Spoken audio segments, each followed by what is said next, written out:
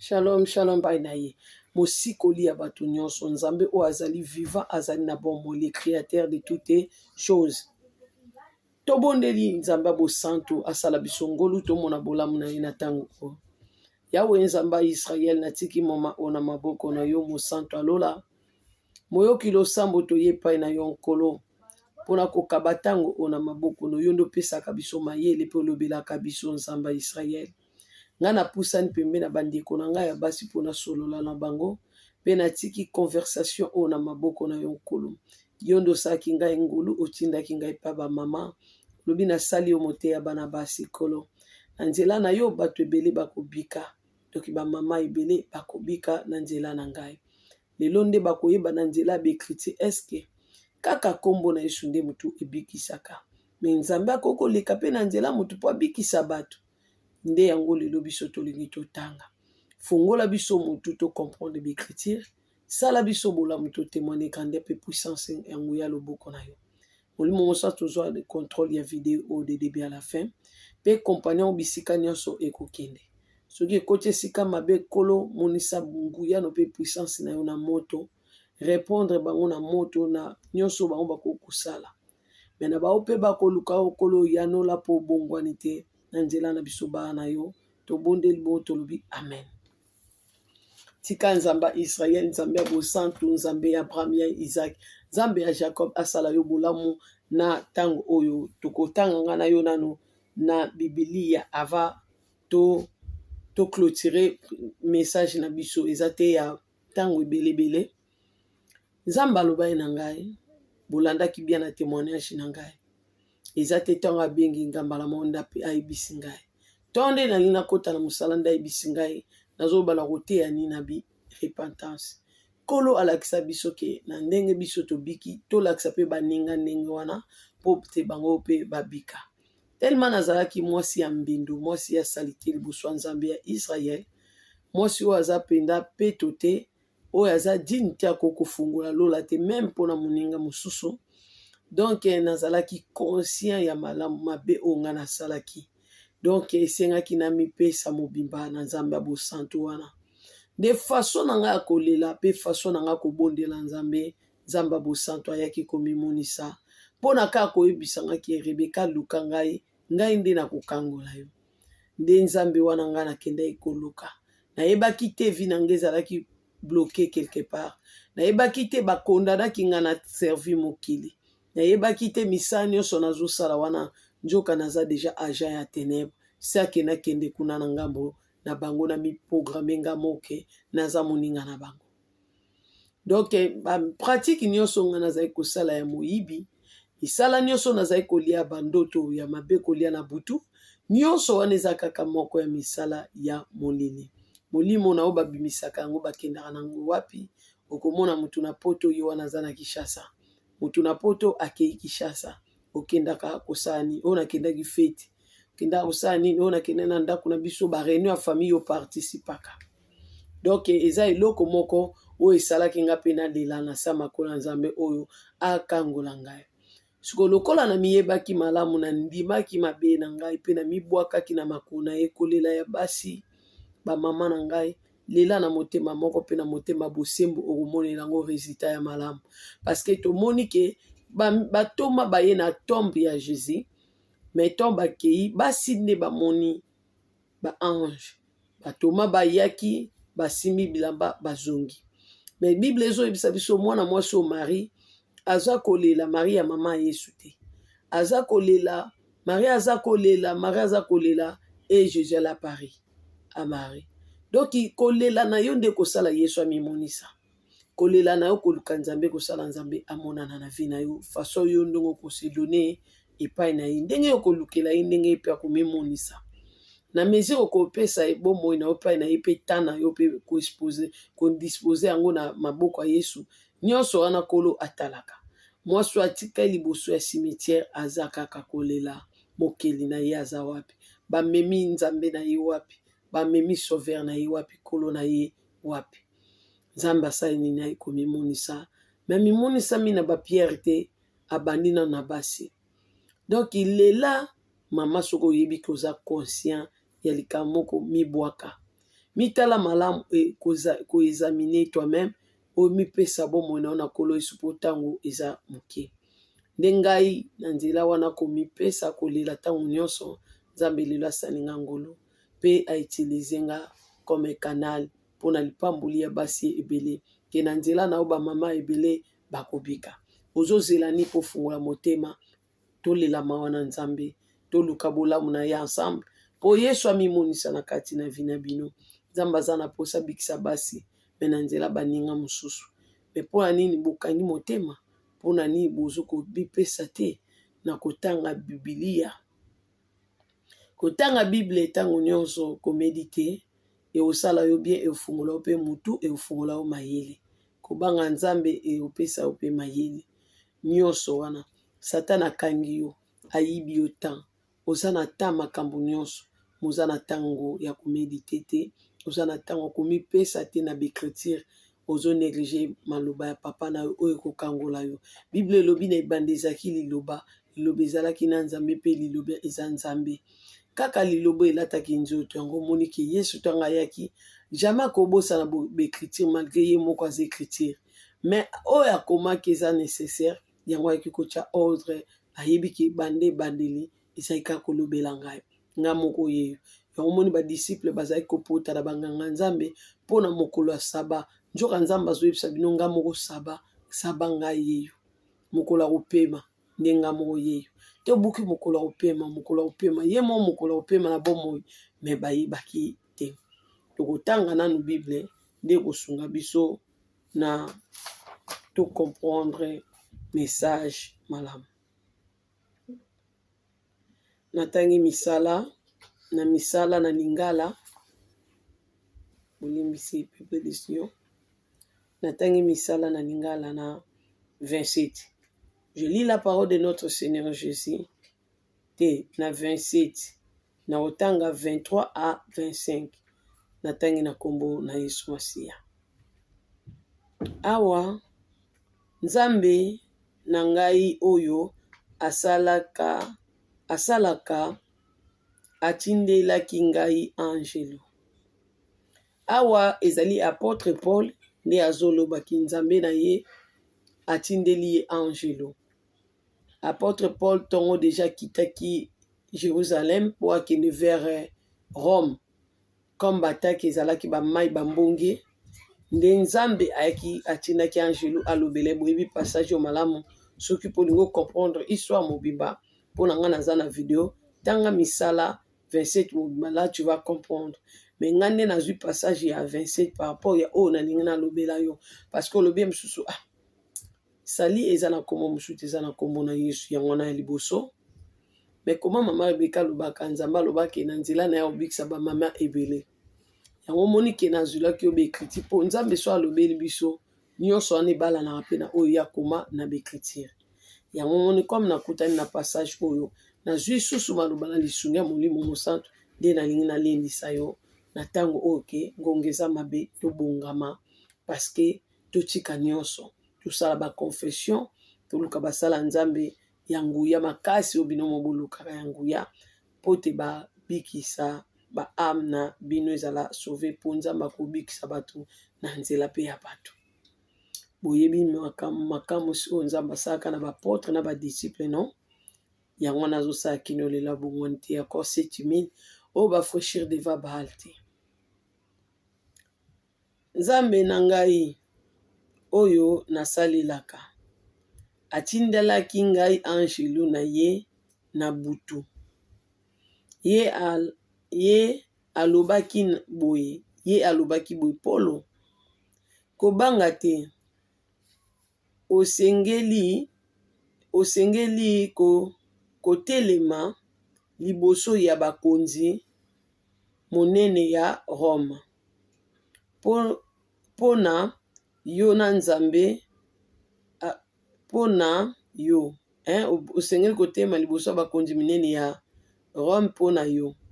Nzambe akobikisa pe bato nyonso oyo bazali na yo na Nzambe akobikisa bato nyonso oyo bazali na yo na masuwa yango wana batata tena bena kosuka na kombe batata bazali na molende natie motema na Nzambe te makambo wana ekosalama makambo wana ekosalama ndenge angelo alobaki na ngai. So otangi bien yo okangama te kokangama eza ngai yo okangama te. So otali bien ocomprendre ke angelo azolobela mingi Paul ke Nzambe akani abikisa bato ebele oyo bazali na yo. Ma obikisa bango na nzela nani ya apôtre Paul. Nzambe akangola bato ebele na nzela apôtre Paul. Ozomona meme elamba batie apôtre Paul na nzoto bake kotya ye kuna. Apôtre Paul bonimbisi libota kolo. Apôtre Paul abikisaki bato pe ebele. Batoma na nzela na bango Nzambe asalelaki bango utilisaki bango puissamment babikaki na nzela na bango. Mama ta eza mabe ndeko na ngai mwasi. Ta eza mabe mama. Pourquoi na okangama na bino ba mama? Pourquoi na okangama na bino bana basi? Bomipesi makasi na makambo mabe bandeko na ngai. Kino lelo bozokoka komibima na mabe wana te. Bokomi lokola besclave ya mabe ya lisumu. Satana kokende na bato esika moko te apart na moto. Les princes de ce monde a Satan place te akomema bato bandeko na ngai. Ngai na yo tondimela Nzambe ya likolo. Touti na éternité tozonga na éternité. Pona ni yo lingi otikala na mokili bandeko na ngai. Tanga passage o malamu misala banda eza 27 yo tanga okomona ki Nzambe asalaki mingi na ba disciple. A utilisaki bango na nzela ya bato. Kotala nga ndenge ozomona ngai te. Me yoka ezobima kati na ngai. Ni Nzambe nde asali ngai ngulu. Po te na nzela na ngai yoyoka pe liloba na Nzambe. Nini oyo eza kotungisa oke Nzambe akokokangolo te mama. Nzambe so aloba na ngai na nzela na basi ebele baobika. Tant mosu mpo na vérité onga na memeli yo. Nzambe akangola bato na nyonso. To musu ndenga na ndayo basene nga so kangoli ngo bikisi nga na kotémoigner yo na makambo ya soni nga na koloba parce que soni nga lokumu na yo.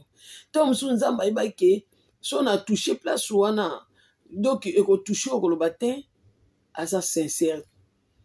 Po Nzambe akangoli eloko akoka pe kobomba po ani ayebisi biso. To musu pe pesa nga pe makasi nga pe na luka Nzambe Nzambe abikisa ngai. Ozomona.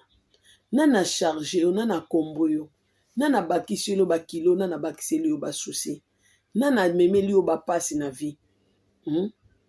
Bima na kazi wana. Pesa bomona na Yesu, luka ngonga, luka ta. Pona pe yo pe osani obondela Nzambe Israël, yo mopo luka Nzambe. Na kotanga Bible, na kolelaka mawa na Nzambe komimonisa. Nzambe molimo mosanto ayebisi biso nini? Nazalaka na prière na betelaki bino. Molimo alobi o eza tango na ngai, yebisa bana na ngai. Baluka ngai saji ba gêner. Pote na sekusa badona bango. Yo sala kango. Potungisa molimo mosanto loba papa yo nde olobaki.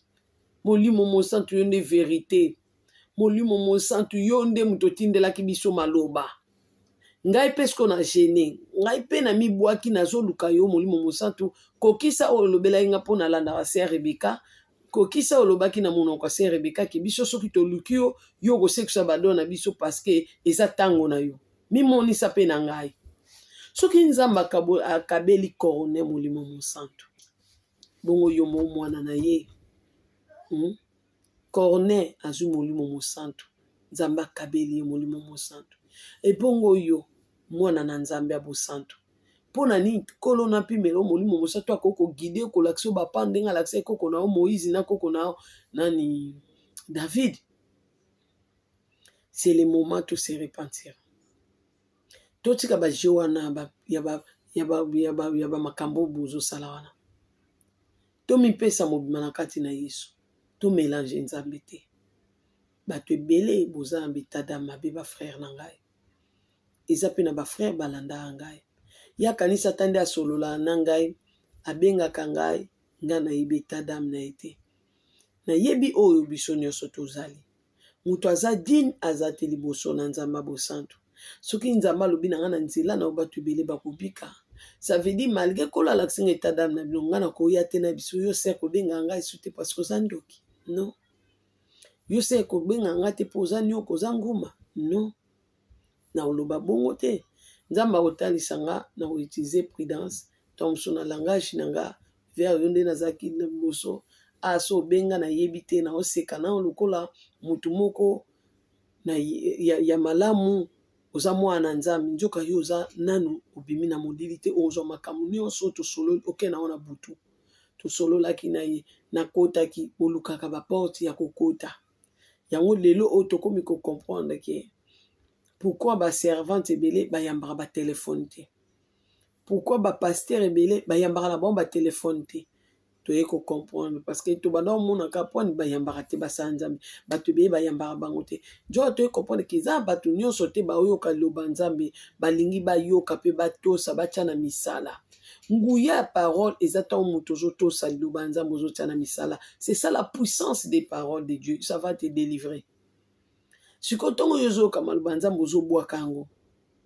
Ozobwaka yango motema okangi makasi komi libanga repentance oni komi kotia na profondeur te sorcellerie fu yo moko renoncer na yango. Nga to navanda na bina tiki na via olinga mibali nazaki msu na lati na ngai ya na kwa kulika bilamba na lati ya na koti na ngati matete tine nazana na kena koluka mutu te na matete to futika transport na baninga nanga toke matete toke tala mutu te na lobi tozo tambo to koti ya mabe to koti babo mabe to biso si na biso mibali nde balinga biso pe tozu mibali weekend to wana ba na fikini wana bana matete so na zupe mutu angaba nanga wana na fikini wana mutu nanga ngaba na mutu nanga njili na mutu nanga masina tala tabino moko ngasko na lobaki na oloba nanga nyonso pote yo bika Nzamba okangola yo Nzamba olongolo loboko na litama Nzamba osalo bolame condition ke yo ndima Nzambe oyo kayo cha maloba na misala nenga pe na tie maloba na misala memelinga délivrance yaya na 17e mairie wana naza na 14 ans na 17e ba 15 ans wana yaya nazo baluka na mabele pona masuba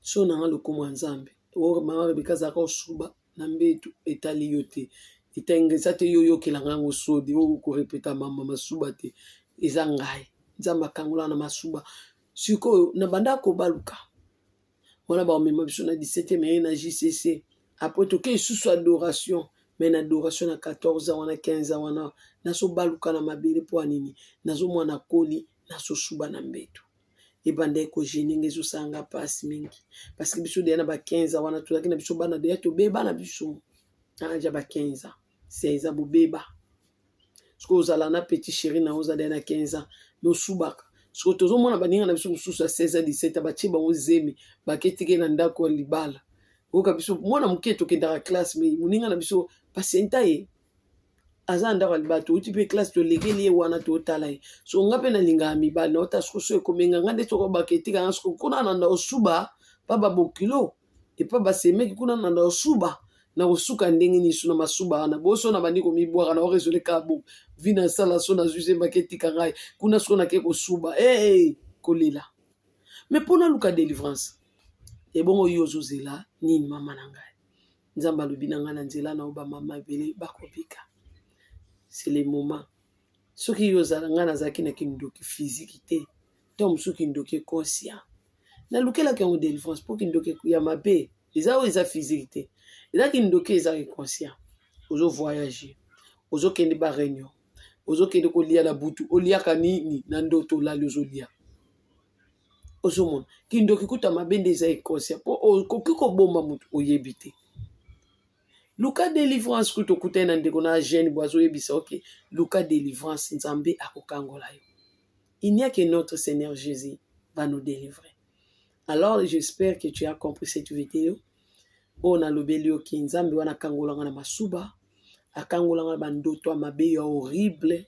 To mosusu olali boye na ndoto ozosantiki ozotambola na pont, otambola na pont pa obaluki okwei na pont ya libulu munene, me yo ozokweya kaka ozoganga pa osuki boye na pongi. Me nzambe wana asali nga bolamu apparaître na vie na ngai, nakokisai nanu 20 ans te, me nayoki nzambe kobimela ngai. Nzambe asali nga bolamu lelo je suis mère de 5 enfants. Asala nga toujours grâce, abikisa nga toujours na bapiège, na minduki nyonso bato babetaka nga, na mabe nyonso bato basala nga. Dieu me délivre toujours. Mais les soucis que yo po bika, tika komona bana na nzambe banguna na yo. Mama, tika komona basali ya nzambe binemi na yo obetaka bango masasi. So otali mwana nzambe ye azoloba azokumisa nzambe yo yoki kanda motema. Pe tika na kotalaka video na miso ya mabe mama. Botika kotala video ne temps ya bondoki. Botika kotala ba video ya baninga ne temps ya spiritual ya misala na yo. Tala video pe na bomoto, bo raisonnera pe partir bomoto. Bolingo bo mikomisa pe na ta ibino moko mabe. Ya mukolo na bisa mama sera na zo bisa na bi servant de Dieu. Oyebi eza na bato musu ba okota enfer ko Satan a otuna ba bino aboye sala nini. Nyeko tazoseka ngabi yo penza na makamno za na ngabi. Satan a otuna ba pe yo esa nini ya. O kasi soko tilola te fokota bite. Zana onatuna ba ange na nga suki place ezali. Atuni ba place o telema nano ati ona mpandi te manano.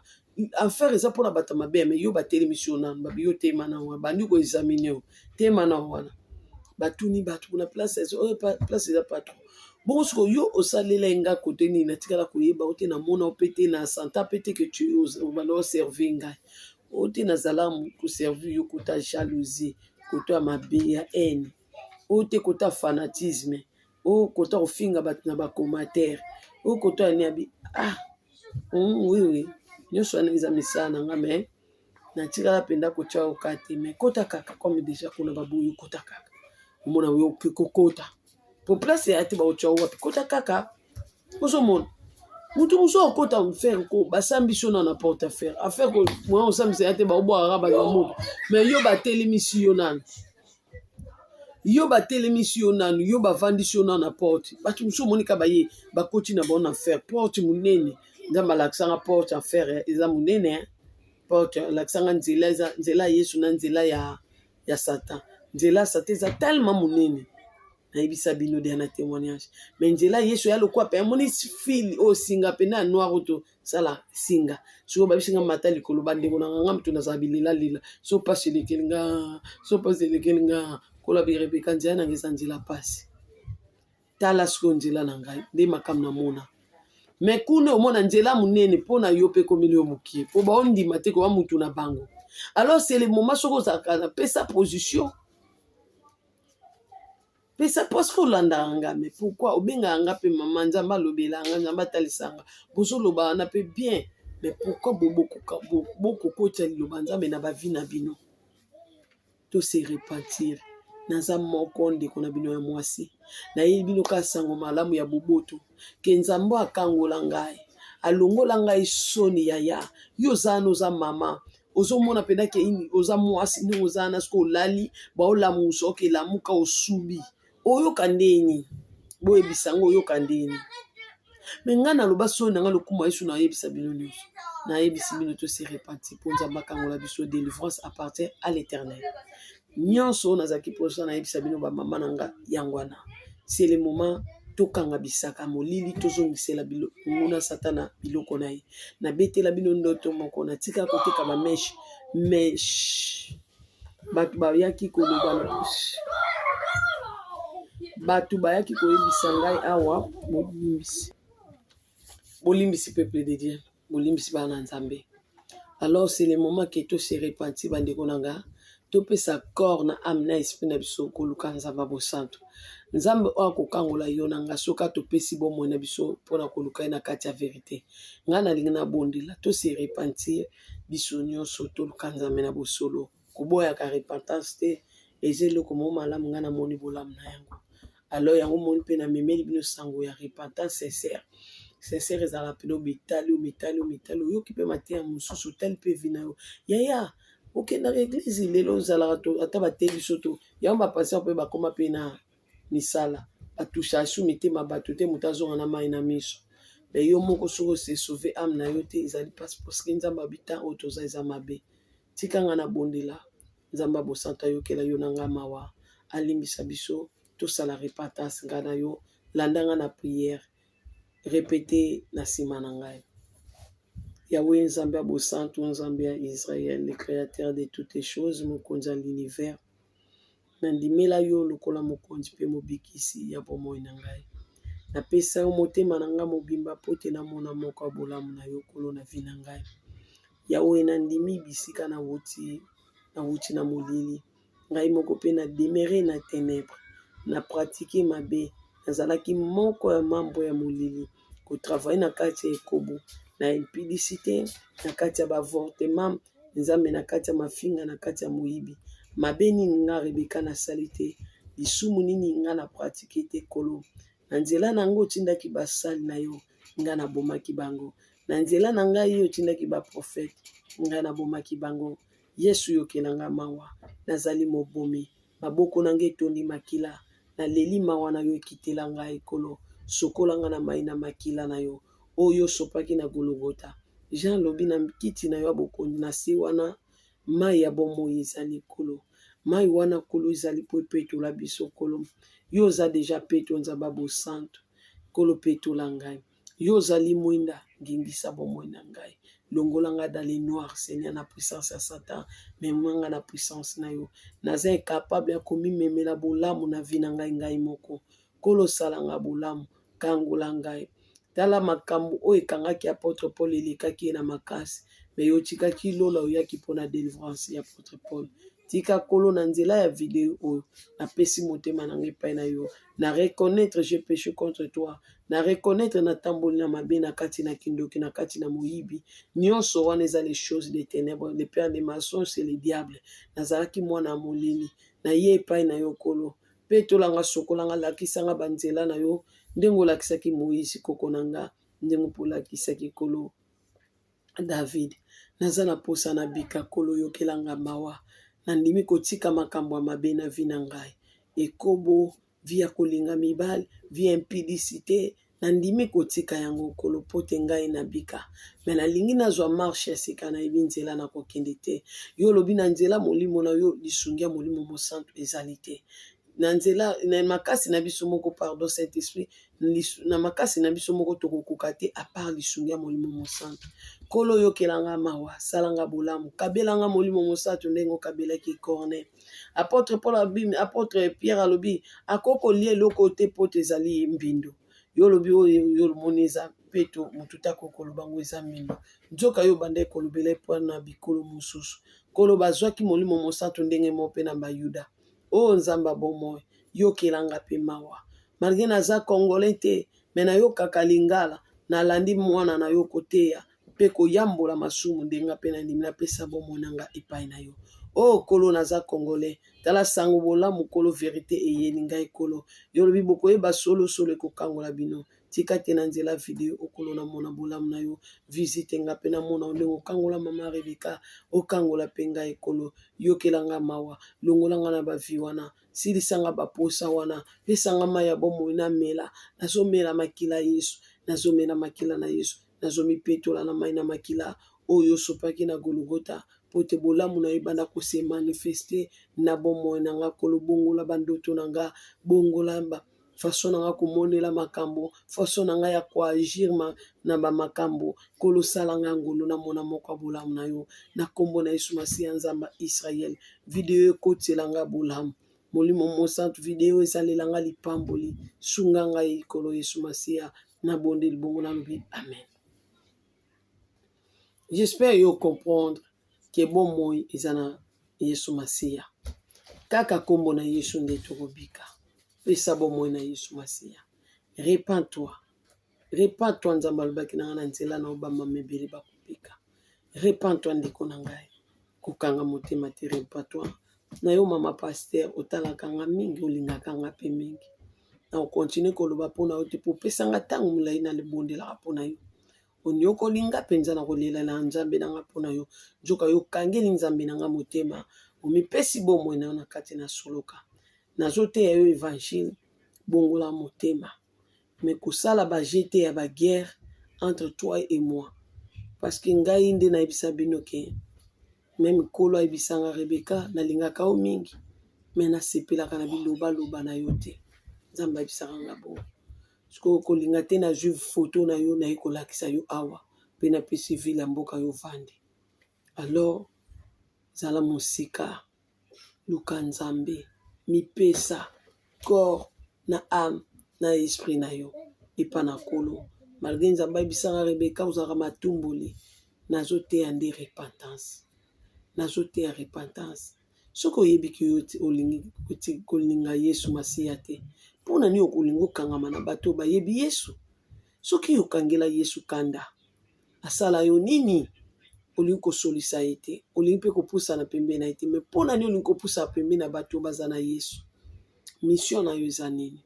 Bana na Nzambe bolobi ke toza bana na Nzambe, me toli kotia misala Nzambe na pratique te. Toluka Nzambe biso nyonso. Ozoyoka? Nga nayebisaka bino vérité mpe na koloba na bino ka bosolo. Po bosolo c'est Jésus. Aloba na ngai liloba lobisa mabe. Yo ozalaka matomboli. Est-ce que nga na olinga natikalaka matomboli te? Est-ce que nga na olinga natikalaka bilobaloba te? Biso nyonso na yo na ngai, devoir na ngai na yo, toluka Nzambe bosantu. Akangola yo, akangola mpe na ngai. Nga mpe nazoluka Nzambe mpona bilobaloba na bombaka sekre. Ngai mpe nazoluka Nzambe awa mpona nini? Motema mokuse. Ngai mpe nazoluka Nzambe mpona nini? Akangolanga na matumboli. Yango wana sikoyo eloko nini na oyebisa yo kobenga ngai te, mama Rebeka na lina tika kindoki te. Ngai mpe naoluka délivrance. Me aloba na nzela na yo bato be bakopika. Ça veut dire abenganga boye, me aokangolanga, apesanga makambo mpona solola na libota na ye. Me elobi te mwana na Nzambe so oteya bino ke ye azangi eloko moko ezotungisa ye. Bobosani histoire ya apôtre Paul te, azobonela Nzambe alongola ye, Nzambe abima grâce ça suffit. Bobosani te, Moïse asala ya Nzambe, Nzambe autiliser puissamment. Bible ezoloba moko te azalaki lokola prophète Moïse, mais Moïse azalaki na kanda. Likambo Moïse nde akotaka na te, biso mpe basotwaka mitema mikuse kanda, nde yango wana tozolukela délivrance. Mutu nyonso Satana abundisi na bafason na ye ebota eloko moko na kati na ye.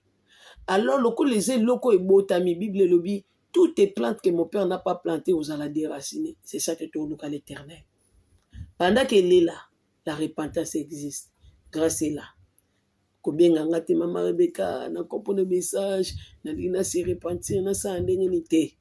Ngai te. Luka mosali Nzambe mosusu obengiye pona délivrance parce que moni ko confesser eza bien. Ah mama Rebeka zo boya pona ni nga nasenga ape bato mbongo te ta mosusu oke o mama Rebeka luka délivrance fo futa ete biloko wana biso tosala yango te. Sali eza ofele. Mais loko o nga na oyebisa bino kaka ezali ke zona conscience bandone ndoke luka délivrance. Bakenda luka délivrance botika mbamo yoki video paniquer oke luka délivrance te. Zona conscience vanda kimia. Délivrance ya likamba kimia. Ozuna kimia ndoke luka délivrance. Moni conseil na pesi yo. Soki na ozu conscience te ya kotika ba posa wana ba soif wana ba biloko wana otiki na nte mo luka délivrance ya te. Tango na okabwa nango ndo bandiko luka ki Nzamba détruit force wana omsusu kokosongisa yo na kati na mabe. Ndenge basalaka. Yo nanga to luka kaka Nzambe. Nzambe balimba koluka ete. Mutu mota abondela te ba apôtre ba disciple bazaki na place ba obondela. Ba Moïse bazo bondela.